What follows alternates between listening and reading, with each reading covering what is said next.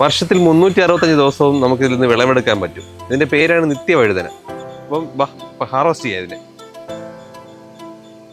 കണ്ടോ, ഇഷ്ടം പോലെ കാച്ചു നിൽപ്പുണ്ട്. നമുക്ക് ആവശ്യത്തിനുള്ളത് മാത്രം പറിച്ചെടുക്കാം. ഇതിന് ചെറിയ കറയുണ്ടേ, കണ്ടോ, ദേഹത്തൊന്ന് വീഴാതെ നോക്കിക്കോളണേ. ഇതിൽ വിളഞ്ഞതാണിത്, കുറച്ചധികം മൂത്തതാണ്. അപ്പോൾ ഇതിൻ്റെ അറ്റത്തുള്ള ഈ പൂവ് മാത്രം അടർത്തി മാറ്റിയതിന് ശേഷം ബാക്കി ഇത് കട്ട് ചെയ്തെടുക്കാവുന്നതാണ്. ഈ ഭാഗം, അതിൻ്റെ തണ്ട് ഭാഗം.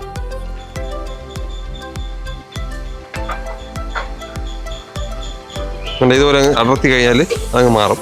ഇതങ്ങ് കളയാവുന്നതാണ്. നമുക്ക് കോഴിക്കിട്ട് കൊടുക്കാം. ഈ ഒരു ടൈപ്പിൽ പറിക്കുന്നതായിരിക്കും നല്ലത്. ഇത് കംപ്ലീറ്റ് ആയിട്ട് നമുക്ക് ഈ അറ്റം എടുക്കാൻ പറ്റും ഈ സമയത്താണെങ്കിൽ. ഇത് ഞങ്ങളുടെ കോഴിക്കൂടിൻ്റെ മുകളിലൊക്കെയാണ് പടർത്തി ഇട്ടിരിക്കുന്നത്. നമുക്ക് സ്ഥലപരിമിതി ഉള്ളതുകൊണ്ട് നമുക്കിത് എവിടെ വേണോ വളർത്താം. അതാണ് ഇതിൻ്റെ ഗുണം. എവിടെ വേണോ വളർത്തി, അതിന് വലിയ മെയിൻ്റനൻസ് ഒന്നും വേണം. നടുന്ന സമയത്ത് മാത്രം കുറച്ച് വളവും അങ്ങനെ ഇങ്ങനെയൊക്കെ ഇട്ടാൽ മതിയാവും. നല്ല ടേസ്റ്റുള്ള സംഭവമാണേ. അതുകൊണ്ട് ഇത് ഒരു വീട്ടിൽ ഇങ്ങനെയൊക്കെയുള്ള പച്ചക്കറികൾ കൂടെ നട്ട് കഴിഞ്ഞാൽ 365 ദിവസവും നമുക്ക് സ്വന്തമായിട്ടുള്ള പച്ചക്കറികൾ കൂട്ടാം. കുറേ അധികം മുറ്റിപ്പോയത് എടുക്കാം കേട്ടോ, കുഴപ്പമൊന്നുമില്ല.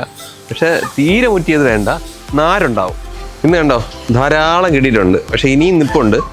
നമുക്ക് ആവശ്യത്തിന് മാത്രമേ ഇന്ന് പറിച്ചെടുത്തിട്ടുള്ളൂ. അപ്പോൾ നമുക്ക് ഇതുകൊണ്ടൊരു ചെറിയൊരു തോരൻ ഉണ്ടാക്കാം. നമുക്കിത് ചെറുതായിട്ട് അരിഞ്ഞ് വെള്ളത്തിലേക്കിടാം.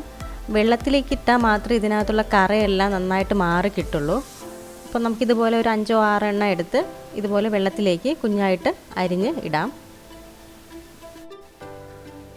അധികം മുറ്റാത്ത വഴുതന വേണം നമ്മൾ തിരഞ്ഞെടുക്കാനായിട്ട്. ഒരുപാട് മുറ്റി കഴിഞ്ഞാൽ നമുക്ക് അരിയാനായിട്ട് ബുദ്ധിമുട്ടായിരിക്കും. അതുപോലെ തന്നെ നമ്മൾ കഴിക്കുമ്പോഴും അതൊരു ബുദ്ധിമുട്ടായിരിക്കും. എല്ലാം അരിഞ്ഞെടുത്ത ശേഷം നമുക്കിത് വെള്ളത്തിലിട്ട് നന്നായിട്ടൊന്ന് കഴുകി മാറ്റിയെടുക്കാം. ഞാനിപ്പോൾ ഇത്രയും കഴുകി എടുത്തിട്ടുണ്ട്.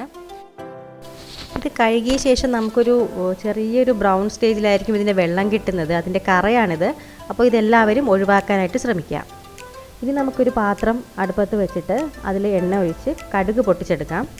കടുക് പൊട്ടിയ ശേഷം അതിലേക്ക് കറിവേപ്പില ചേർത്ത് പുറകെ ഒരു മീഡിയം സൈസ് സവാള ചേർത്ത് ഒന്ന് വാടിയ ശേഷം നമുക്ക് കട്ട് ചെയ്ത് വെച്ചിട്ടുള്ള നിത്യവഴുതന ചേർത്ത് നന്നായി ഒന്ന് ഇളക്കിയെടുക്കാം. നമ്മുടെ നിത്യവഴുതന ഒന്ന് വാടി വരുമ്പോഴേക്കും നമുക്കിതിലേക്ക് വേണ്ടുന്ന അരപ്പൊന്ന് തയ്യാറാക്കി എടുക്കാം. അതിനായി ഒരു മിക്സിയുടെ ജാറിലേക്ക് 1 പിടി നാളികേരവും 1/4 സ്പൂൺ ജീരകവും 1/4 സ്പൂൺ മഞ്ഞളും മുളക് പൊടിയും ചേർത്ത് കൊടുക്കാം.